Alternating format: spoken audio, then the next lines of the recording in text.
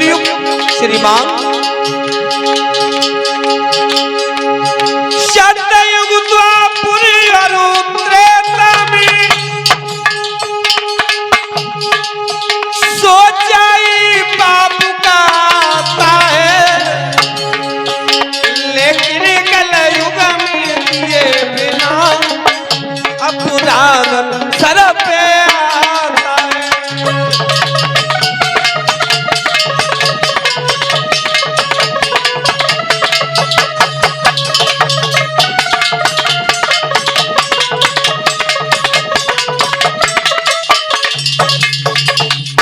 आवाज लगाई, कहा श्रीमान शायद आपको अंदाजा नहीं है कि सतयुग द्वापर और त्रेता के समय पर लोग हजारों वर्षों तक ऋषि मुनि तपस्या करते थे, लेकिन मन में सोच लिया तो मन सा पाप लग जाता था।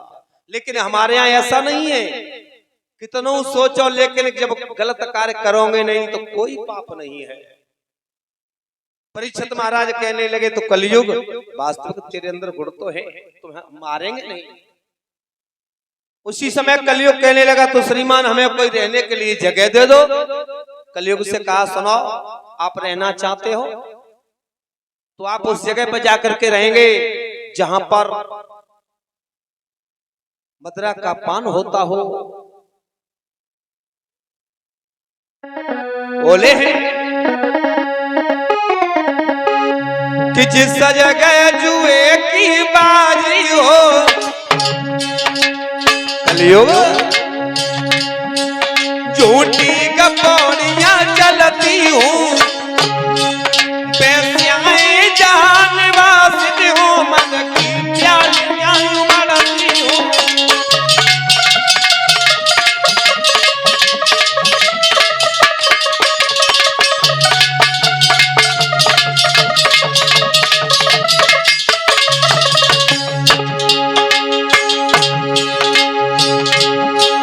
उस घर में जाकर तुम रहना, भाई का दुश्मन भाई हो, बायांगन से तुम मत हटियो, बायांगन से तुम मत हटियो, जहाँ सास और बहू लड़ाई हो।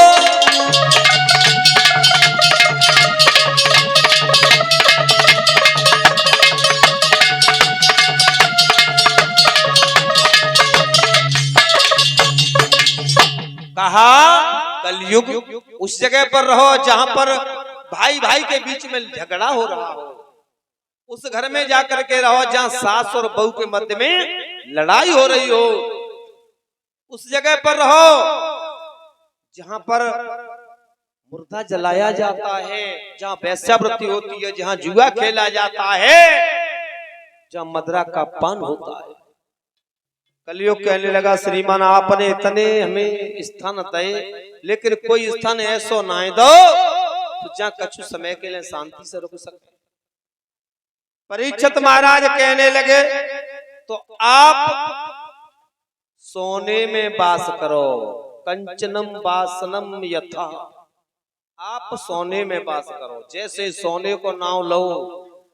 कलयुग ने छलांग लगाई, के सर पे सोने को मुकुट में लेपायमान हो गया।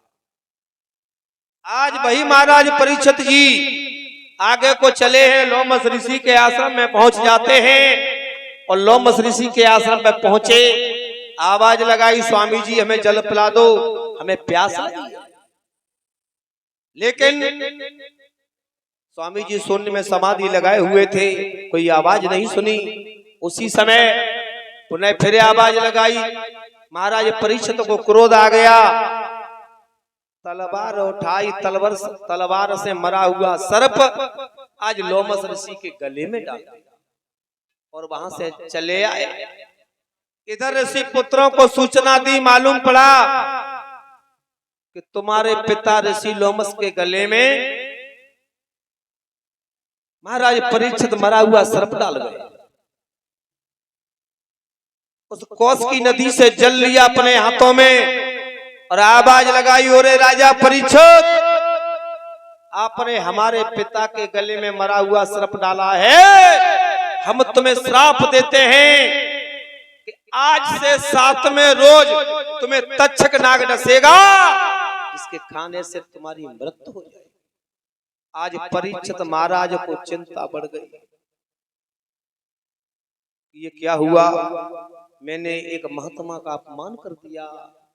इधर लोमस ऋषि को मालूम पड़ी। लोमस ऋषि ने कहा, बेटा हम संत महात्मा राजाओं का 1/10वां भाग खाने वाले होते हैं, आपको इस तरीका से राजा परीक्षित को श्राप नहीं देना था।